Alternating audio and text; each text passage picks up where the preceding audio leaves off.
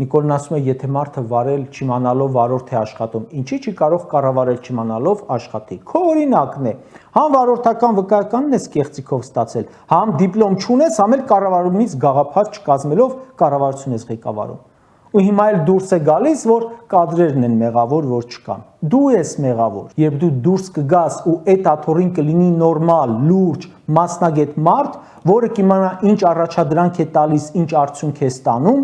լրիվ ուրիշ վիճակ կլինի։ Խնդիրը Նազելին չէ, Քիսոն չէ, Աննան չէ, Արգիշտին չէ, Արարատը չէ, Ալենը չէ,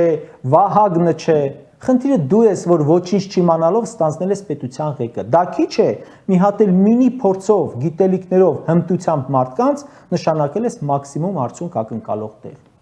Էս չեք։ Այսպես կոչված հեղափոխությունից առաջ այդ չեք եղել։ Հիմա էլ զարմանում եք, թե ինչու ձեզ մոտ ոչինչ չի ստացվում։ Ժորժ ջան, այդ որ հասում են Ղարաբաղ հանձնեցինք, որովհետև Ալմաթայի հռչակագիր ու չգիտեմ ինչ, տնտեսությունը քանդվում է, որովհետև անպարտաճանաչ հարկատուներ, դիվանագիտությունը վատն է, որովհետև դեսպանատան շենքերը վարձով են եւ այլն,